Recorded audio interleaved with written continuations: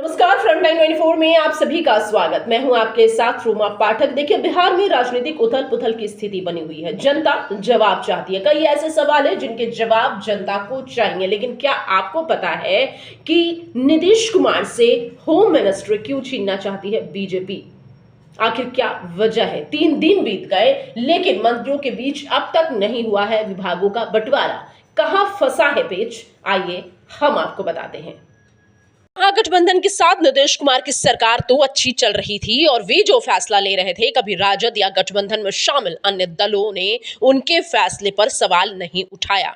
जहां तक इंडिया गठबंधन की बात है तो निश्चित तौर पर इस गठबंधन के सूत्रधार नीतीश कुमार ही थे। ये चाहते थे कि बिना देर किए वहां इन्हें कोई बड़ा पद मिल जाए, लेकिन ऐसा नहीं हुआ। गठबंधन के कई दलों के नेता नीतीश कुमार का विरोध कर रहे थे, जिसे मनाने में कांग्रेस लगी थी। वहां पूरी संभावना दिख रही थी इन्हें इंडिया गठबंधन में कोई बड़ा पद मिल जाता, लेकिन इन्होंने जल्दीबाजी दिखाई और जानबूझकर भाजपा के भंवर जाल में फंस गए और फटाफट सरकार बना ली।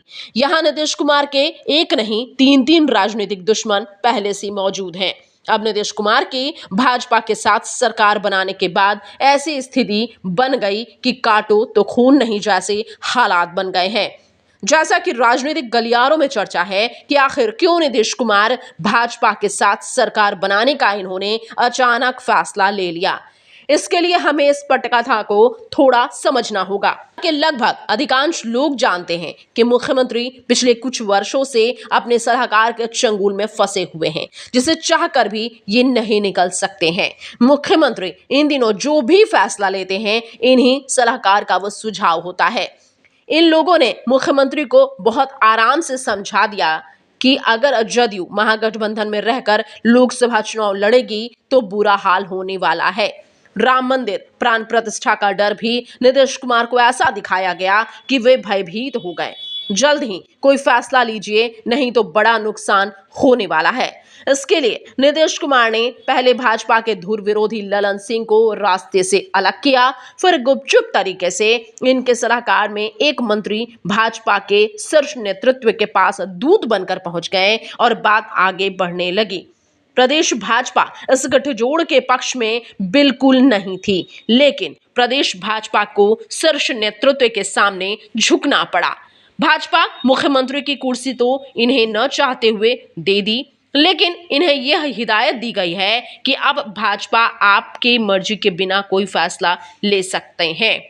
इसी का नतीजा है कि भाजपा सबसे पहले नीतीश कुमार से होम मिनिस्ट्री छीनना चाहती है, ताकि शासन प्रशासन तंत्र भाजपा के कब्जे में रहे। यह भी तय है कि भाजपा जड़मूल जदयू को बिहार में खत्म करना चाहती है, इसलिए तो नीतीश कुमार के साथ सरकार में शामिल हुई है।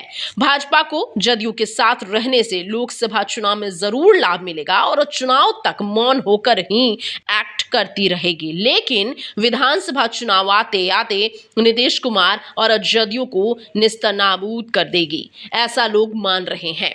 नीतीश कुमार जैसे काबिल और चतुर नेता लोकसभा चुनाव से ठीक पहले बुरी तरह दलदल में फंस गए हैं और इससे बाहर निकलना फिलहाल संभव ही नहीं, नामुमकिन भी लग रहा है। जहां तक जदयू विधायकों की बात है तो आधे से अधिक विधायक भाजपा गठबंधन के साथ सरकार बनाने के पक्ष में नहीं थे, लेकिन सांसदों को हार का डर जरूर सता रहा था। इसके एनडीए गठबंधन में आने से चिराग पासवान, उपेंद्र कुशवाहा और मांझी तीनों नेता असहज महसूस कर रहे हैं, जो कभी भी एनडीए गठबंधन में बड़ा धमाका कर सकते हैं। फिलहाल भाजपा इन नेताओं को लॉलीपॉप दिखाकर चुप तो करा दी है, लेकिन ये कब तक चुप बैठेंगे ये कोई नहीं जानता। नीतीश कुमार पिछले 18 वर्षों से जिस विभाग पर कुंडली मारकर बैठे हुए हैं, उसे भाजपा हर हाल में छीनने के लिए तुली हुई है।